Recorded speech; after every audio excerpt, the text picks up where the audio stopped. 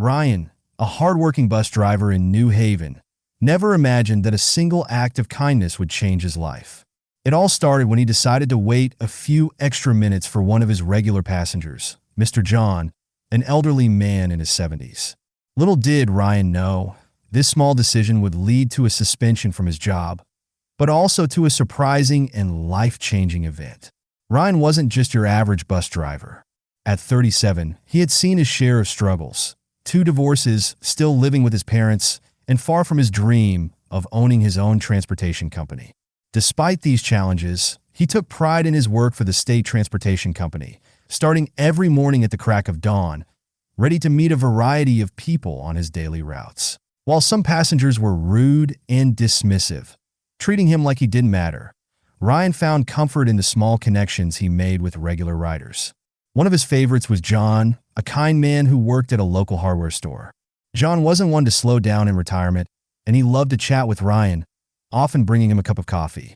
Over time, Ryan grew to see John as the father figure he had always wanted. Ryan's own father had been abusive, an alcoholic who rarely showed up for his family. By the time his dad had sobered up and tried to make amends, it was too late. Ryan had already built an emotional wall between them. That's why his bond with John felt so special. Each day, their brief conversations, John's warm smile, and the small kindness of asking how Ryan was doing made all the difference. One morning, Ryan noticed something unusual. John wasn't at the bus stop. For years, John had never missed the bus. Concerned, Ryan waited a few minutes, despite the passengers on board becoming restless. Just as he was about to give up, Ryan spotted John hurrying toward the bus. "Thank goodness, Ryan. I thought you had already left," John said, slightly out of breath. "No, I waited for you," Ryan replied. "Is everything okay? It's not like you to be late." John explained that he hadn't been feeling well that morning and had tried to call in sick, but his boss refused to let him take the day off.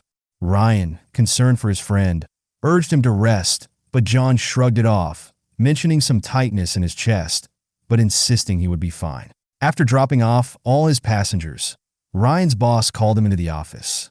It turned out that several of the disgruntled passengers had reported him for making them late, and Ryan's boss was not happy. "Is it true you delayed the bus for 10 minutes this morning?"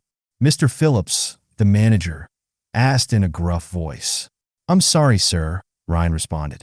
"It was just a few minutes. I was waiting for an elderly passenger. Some of those passengers were late to work because of you," Mr. Phillips barked. "I'm putting you on a 2-week unpaid suspension." Ryan pleaded with his boss, but his words fell on deaf ears. Feeling defeated, he went home without telling his parents what had happened. Not only was he suspended, but it also meant he wouldn't be seeing John for 2 weeks, a thought that made him feel even worse. However, 2 days later, something unexpected happened. The sound of 5 motorcycles filled the quiet street where Ryan lived. As the riders pulled up in front of his house, Ryan felt a mix of confusion and anxiety. What could this be about? One of the men, tall and broad-shouldered, stepped forward. "Hi, I'm Ethan, John's eldest son," he said, extending his hand. Ryan, still bewildered, asked, "How did you find me?" "It wasn't hard," Ethan chuckled. "Our father talks about you all the time. He mentioned that you hadn't been driving the bus the last couple of days, so we did some digging. He's been worried."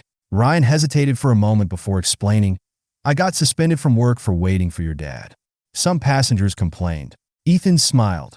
"Well, that's exactly why we're here. We've recently started a logistics company specializing in motorbike deliveries, and we need someone reliable to manage the operations. Dad told us you've always wanted to run your own transportation business, so we thought you might be interested in joining us." Ryan was stunned. "Are you serious? That sounds incredible." "Absolutely. Dad's mentioned how much you mean to him. You're practically family at this point," Ethan said warmly. "And don't worry about Dad. He's decided to quit his job and come work with us. He wasn't treated well there anyway, and we all know how much he enjoys spending time with you." From that day forward, Ryan's life changed for the better. He accepted the job with Ethan and his brothers, and the pay was 3 times what he had been earning as a bus driver. What's more, they treated him like family, something he had never experienced in his previous job. Over time, Ryan became like a son to John, and together, they helped grow the logistics company into a thriving business.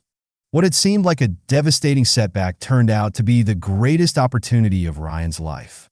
His suspension was not a punishment. It was a blessing in disguise. Sometimes, the most challenging moments lead to the biggest rewards. If you enjoyed this story, make sure to like and subscribe for more inspiring tales. What's a single word that describes how this story made you feel? Let us know in the comments below.